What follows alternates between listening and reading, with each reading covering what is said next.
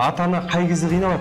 Бала жалғыз өзі тастай алмайсың, не жұмысқа шыға алмайды? Өзіміз туған балаға мұндай қиянат жасауға ешбіріміздің хақымыз жоқ.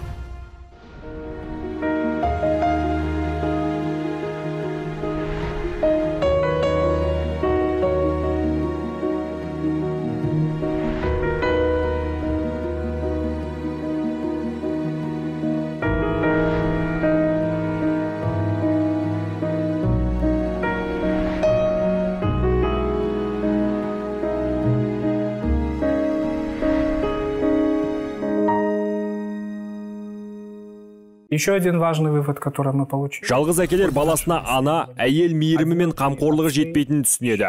Бұл әсіресе қыз үшін аса маңызды.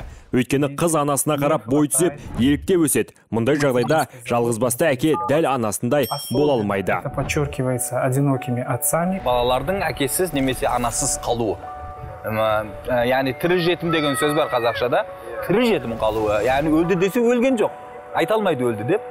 Жай ғана тірі жетім қалуы бұл баланың міндетті түрде психологиялық дамуына әсер ететін нәрсе, болашағына тіпті әсер ететін нәрсе. Өйткені психология ғылымдары дәлелдеді, яғни травмаларымыз бізді сол өткен шақта қалдыра салмайды. Үнемі ол травмаменен бетпе-бет келмейінше, үнемі біздің жанымызда, үнемі біздің алдымыздағы бөгет, өзімізді жақсы сезінуге қарсы бөгет, өзімізді еркін сезінудің алдында бөгет, өзімізді іске асыру, реализация дейміз ғой, іске асырудың алдындағы бөгет. Сондықтан да өзіміз туған балаға мұндай қиянат жасауға ешбіріміздің хақымыз жоқ. Бұл жерде мынау ажырасқан отбасылардың балаларына өте қиын. Балалар онсыз да, мысалы енді осы жігіттің өтпелі кезеңдегі, мысалы қызы болса, бұл енді физиологиялық өзгерістер болып жатады, психологиялық өзгерістер болып жатады. Қалай түсіндіреді?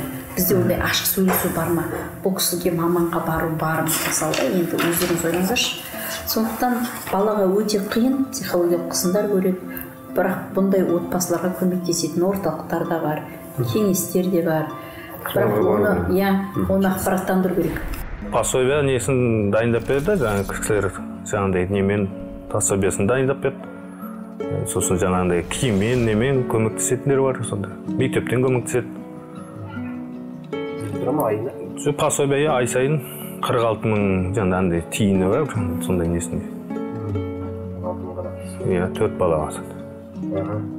Енді балаларға қиын, бірақ соны жеткізіп жатырмыз, енді басқа амал жоқ қой енді бұл. Жалғызбасты әкелерге ай сайын әлеуметтік жәрдемақы балаларға төленіп тұрады екен. Бірақ ол әлеуметтік жәрдемақының жалпы ақшасы мардымсыз болып келеді екен. Оны кейіпкеріміз өзі де айтып отыр. Бұл әлеуметтік мәселені қалай шешуге болады? Балаға берілетін бізде жәрдемақы бар, бірақ ол өте төмен. Бізде тек қана жәрдемақы деген кезде ақшалай ғана, ақшалай формада ғана не жасаймыз, тұжырымдама жасаймыз. Ақшалайда емес жеңілдіктер де бар ғой. Балаларға, отбасыларға бірнеше 14 жәрдем түрлері бар екен. Ақшалайда, қаражатқа да кірелмейтіндер. Соны қарасаңыз, 14 жеңілдіктердің ішінен орындалатыны әрбір регионға байланысты екен, аймақтарға байланысты. Оның жартысы ғана орындалады екен. Оның бәрінің, жаңа сіз Айгүл ханым айтқандай, мәліметтің жоқ болуы. Яғни жәрдемақыға мұқтаж адамның сол жердегі өзінің мәлімет жоқ болғандан оған өзінің көмегі зар екені айтылмағандығы. Ол да бар.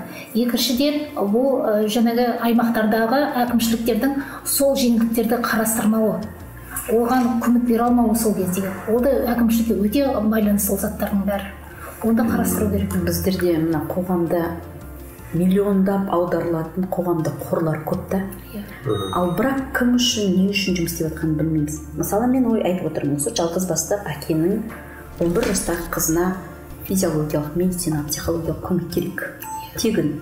Мен сонда қорда, маған аптасына бір рет келіп, осы қыздарға, осы ұлдарға сіздің кеңесіңіз керек, әкеге кеңесіңіз керек десе, біз оларға барып, біз мысалы қазір келіп отырық сіздерге де, солай жұмыс істеуге бармыз, ондай азаматтарымыз табылады. Бірақ сондай ұйымдастыру жүйесін мен көрмеймін. Осы Нұрсұлтан қаласында, дәл осы еліміздің астанасында сондай жағдайлар қарастырылмағаннан кейін мен басқа қалаларды мүлдем айта алмаймын.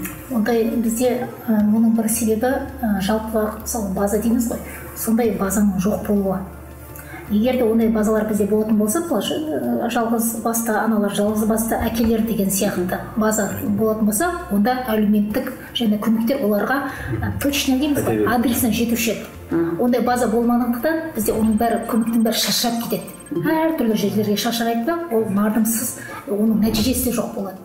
Сондықтан егер оны жүйелейтін болса, мемлекет тарапынан жүйелейтін болса, оның бәрі өзінің шешімін табады.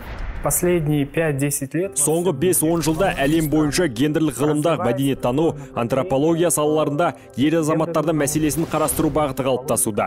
Яғни ер адамның отбасылық өмірдегі теңдігін қамтамасыз ету. Мысалы, бірнеше елде аяғы ауыр немесе босанған әйелдер тиісті жеңілдіктерге ие. Айталық, тегін жол жүру билеті, демалысқа қосымша күндер, ерекше еңбек жағдайлары секілді мүмкіндіктер ер азаматтар үшін заңда белгіленбеген. Әдетте бұл дәстүрлі қоғамның әйелді бала тәрбиесіне толық жауап беретін адам ретінде қарастыратындығына байланысты. Ал заңнамада ер адамның баламен бір өзі қалғанда туындауы мүмкін қиындықтар жағы қарастырылмаған. Қазір әлем елдері осы проблемалардың шешімін іздеуде. решить этот вопрос. Ата-ана қай кезде қиналады? Бала жалғыз өзі тастай алмайсың, не жұмысқа шыға алмайды, не басқа деген уақытта бізге ең қиыны сол момент ажырасқан семьяға. Ал бала уже 15-ке 17-ке кеткен, ол кішкене әйтеуір өзі басына жазғанын көреді дейді ғой. Ол солай болады да кішкене. Ал ең үкіметтің көмектесетін кезегі жаңағындай 5 жасқа дейін баласы болса, или басқа қолында болса, оған үймен қамтамасыз ету керек, жататын жерін. Сосын баланы күнделікті, мысалы, бір қабын, мен мысал айтып жатырмын, мен анализ жасаған жоқ, мен ол жағын қанша кім тамақ жейтін. Бірақ жаңа талонмен беріп болды, ақшалай беріп қажеті жоқ. Сол кезде ана жағдайы бар адамдар, үйі бар адамға үйді беріп керек не? Ол алмайды, ажыраспайды ол. Тамақ жеп жатқан адамға оның бір қабын не болады? Ол бір қабынды ол алып, соған бола барып, сол бір қабынды барып алмайды ол, мысалы, там нанды алмайды деген сияқты. Ақшалай беріп керегі жоқ. Сосын андай бір жағдайларды біз бетпе-бет келдік, осы әкелермен сұхбаттасу барысында. Жаңа өзіңіз жақсы айттыңыздар, Айгүл ханым да жақсы келтіріп айтып жатыр. Осы жаңа ауызы күйіп, өмірден жаңа таяқ жеген әкелер, жалғыз басты әкелер, екінші мәрте үйленуге өте құлықсыз екен. Жаңа үйленгісі келмейді. Оның себептері неде деп ойлайсыздар? Ажырасуға мынау екі жақтың да мәселесі болады. Кейбір кездерде, мысалы, әйел адамдар өздері манипулятор болады, провокатор болады. Яғни, бірақ өздері соңында роль жертваны таңдайды да, өзін құрбан ретінде мен осының бәріне көнушімін. Ал бірақ шын мәнінде ер азаматтардың талаптарына қай жағынан болса да жауап бере алмай жататын әйелдер де бар. Ал сонымен қатар ер азаматтарымыз да бар. Яғни жаңағы ішімдік ішу, табыс таба алмау, отбасына өмірге бала келетінін біле тұрып, бір қосымша әрекеттер жасамау, тек қана диванда пульт ұстап телевизор көріп жатқан ер азаматтарымыз бар. Бұл қазақта мынандай бар ғой, сағы сынды дегенше, психологиялық травма деген. Мысалы, көп жағдайда әйелі тастап кететін ер азаматтарда травма пайда болады. Өйткені өзінің сенген адамы жаңағы жеңіл жүрісті болды. Ол әйелдің бәрінде ішкі күдік пайда болады. Тағы да солай болсашы, мүмкін барлық әйелдер бір типтен, ол да солай тастап кетсеші деген бір қорқынышы болады. Сосын жаңағы түрлі қоғамдағы болып жатқан өгей ананың бір қарым-қатынасы деген стереотип бізде қалыптасып қалған. Хотя өгейлік жасамайтын өзінің анасы да сол талапты талап ететінін түсінбейді балалар. Мысалы, сосын қоғамда айтады, сен өгей шешең болған кейін сөйтіп жатыр ма? Осы стереотиптердің өзімен жұмыс жасау керек та. Ер адамдарда екінші семья құру деген өте сирек кездеседі екен. Әйел адамдар одан семья құра береді екен. Жаңағы психологиялық травма дейміз ғой, одан тезірек өтеді екен да, ер адамдар балаларына танымдап қалады екен. Егер де оның баланың санына байланысты, баланың жасына байланысты болады екен. егер де баласы аз болса, ол ер адам мысалы екінші рет семья құруға енді шешім қабылдауы мүмкін екен. Егер де ол көп балалы ер адам болса, және де оның балалары жасөспірім балалар үлкен көп болатын болса, ол сол жасөспірім балалар шектеу қояды екен әкеге. Яғни біз екінші ананы қабылдамаймыз, біз нетпейміз деген сияқты сондай қысымшылық жасайды екен. Сондай да процесстер көп болады екен. Яғни баланың жасы қанша болды, қанша баласы бар деген сияқты. Мен айтып отқан стереотиптерден. Сол стереотиптер ол жаңағыдегі жеткіншектерде де өгей шеше деген сөйтеді, бүйтеді деген сияқты мына қорқыныштардан олар әкелеріне қысым жасап отырады. Бізге керек емес.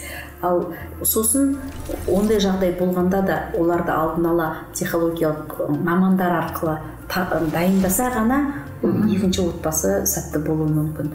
Жалпы мына бізде стереотип деген нәрсе бар. Ер азаматтар, жалғыз басты әкелер осы стереотиптерге көп шырмалады екен. Олар мәселесін қоғамға шығарғысы келмейді, жария түрде айтқысы келмейді. Сосын бізде кішкентайынан жаңағы бойына сіңіретін, сен ер азаматсың, бұндай мәселеге шыда, мынандай жаңағы қиындықтарға шыда, ұят болады, сен ер азаматсың ғой деген секілді сөздер сол стереотиптердің туындауына, осы стереотиптерден шыға алмауға жаңағы ер азаматтарды соларға алып келеді екен. Осы тұста жалғыз басты әкелерге қандай ұмтылыстар жасау керек жалпы осы стереотиптерден арылу үшін? Мен ойлаймын, бұл жерде бізде қазір кішкентай сообщество дегендер бар ғой, әртүрлі кәсіби сообществолар деген сияқты. Ол жаңағы жалғыз басты әкелердің, мен қарап отырсам, өзінің әлеуметтік желілердің ондай сообщество бізде жоқ екен, қарасаңыз. Яғни оның өзі де бір бастамасы болушы еді, сондай қоғамдастықтың болуы. Бір-біріне ол көмектеседі, олар кеңес алады бір-бірімен, қандай осындай тығырықтан қалай шықтық деген сияқты, ол бір психологиялық көмек ретінде де қарауға болады. Яғни сондай кішкентай қоғамдастықтардың пайда болуы, ол шешімнің, стереотиптерден арылудың бір басты қадам болушы еді. Здесь нельзя говорить... Жалғыз басты әкелерге қатысты мынадай стереотиптер бар. Ер азаматтарды күшті, жауапкершілігі жоғары, ешқандай қиындықтан қорықпай, мәселені еңсеруге тәрбиелейді. Мысалы, ол балалар жігіттерге жылауға болмайды. Сондықтан олар осындай қиын жағдайға тап болғанда мәселесін ашып айта алмайды. Әдетте ерлер мәселесін тез арада шешуге дағдыланған. Мұндай қиын кезде жалғыз басты әкелерге шешім шығару оңайға түспейді. Көбінесе баланы жалғыз өзі тәрбиелеп отырған ер адамға өмірлік серіктес табу қиын. Сұхбат барысында олар әйелдің балаларына қалай қарайтынына алаңдайтын жеткізді. Бірінші бізде қоғамдағы стереотипті жоюымыз керек та. Бұл менімен де, сенімен де, онымен де болуы мүмкін деген, жалғыз басты әке ма, жалғыз басты ана ма деген сияқты да. Бірақ енді өзіңіз айтпақшы, тағдыр жазғанына көнеді ғой адам.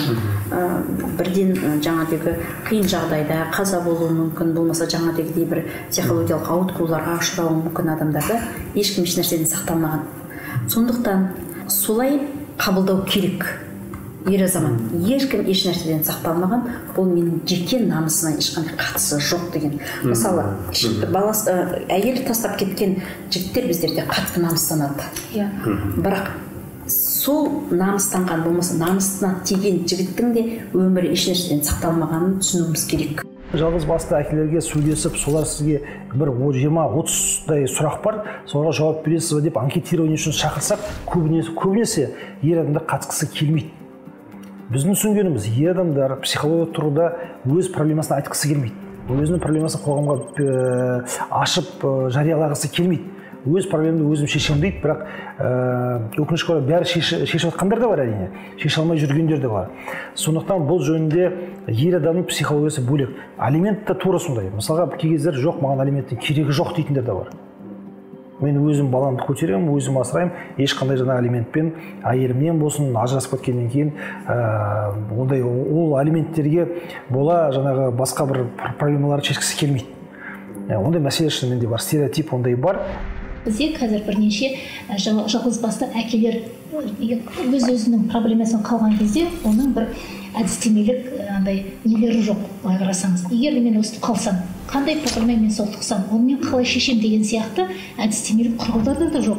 мысалы мен жақында ғана бір әдістеме қарадым. Жалғыз басты ана қалған кезде қандай шаралар ол өзінің проблемасын бүйтіп шеше алады деген сияқты этап бойынша жазылып тұр. Сіз мынандай проблема былай шешесіз, мынандай құқық органдарына барасыз, осы өзіңіздің праваңызды өзіңіз қорғай аласыз. Осылай деп тұр. Яғни оның өзі көп көмек етті. Yani son сияқты біз заңға емес, басқа да жағында қарастыруымыз керек. Сол сияқты жалғыз басты әкелерге, егер де сіз осындай жағдайда қалған кезде, мынандай әдістемелік құралдар таратылса, оның ішінде заң түрінде сіз былай жасай аласыз, былай түрде былай шеше аласыз мәселеңіз деген сияқты. Yani егер де ондайлар бізде пайда болатын болса, біз осы проблеманың жартысы шешіледі. Бұл заң қабылданғанда да мынандай қылып қабылданса, баламен қарайтын жаңағы мекемелер, балабақша, күтуші жалдауға бөлініп, ол ақша жетпей, оған емес, жаңағы баланың өзіне, яғни жаңағы мемлекет тарапынан көмек. Мысалы, Америкада дамыған елді мемлекеттерде жаңағы өзі жұмыспен қамту мекемелерінде жаңағы келеді, жұмыс іздеп сиделка болып барасың, анандай болып барасың, соны қабылдайды да, сондайға мемлекет тарапынан бір жағынан жұмыс тауып беріп жатыр мемлекет. Екінші жағынан жаңағы жалғыз басты әке баласын тастап кете алмайтын әкеге адам тауып беріп жатыр, қарап отырады. Ол сол уақытта ғана сондай көмектер болса, және сонымен қатар жаңағы тамағына, яғни қандай бағана Айдын айтып кеткендей, соцпакет дейді ғой, ол ақшалай емес, жаңағы тамақтай, жақсы тамақтан жаңағы бөліп тұрса, белгілі күндердің мысалы апарып курьерлер апарып беріп тұрса, қандай керемет. Бізде адамдар ажырасу деген нәрсені бірге өмір сүрудің бітуі деп түсінеді. Әрине, бірге өмір сүру бітеді сол жерде, ажырасқан кезімізде. Бірақ егер арада бір бала бар болса, ол дәл мағынасында бітпейді деген сөз. Яғни арада бала міндетті түрде екі арада жүруі керек, ананың да тәрбиесін көру керек, әкенің де тәрбиесін көру керек. Бұл жерде тәрбие дегенде де тіпті тәрбие емес, махаббатын көру керек. Екі ананың да әкенің екі компонент қой, жаңағы отбасын бала үшін қалыптастыратын. Бұл екі компоненттің де махаббатын, сезімін, тәрбиесін, үлгісін көріп өсуі тиіс. Өкінішке орай қоғамда жаңағы ажырастың деп бұрынғы партнерін ұнатпай қалуы мүмкін, жек көріп кеткен болуы мүмкін, бірақ бала ортада болған кезде сіз онсыз да партнеріңізбен қандай да бір қарым-қатынаста болмайсыз. Балаға қарауға міндеттісіз, өйткені дүниеге алып келген сізсіз. Бұл жауапкершілікті мойныңызға алуыңыз керек. Ажырасудың егер бала болған жағдайда бірге болмау емес, бала арқылы бірге болу екендігін түсіндіруіміз керек. Жалғыз басты әке желкенсіз қайықпен тең. Олардың мәселесін шешу үшін, азайту үшін біз күш біріктіріп, пікір алмасып, қоғамға жеткізуіміз қажет. Осы бағытта танбай, тек қана қоғамдық пікір тудыра берейік. Амандықта жүздескенше.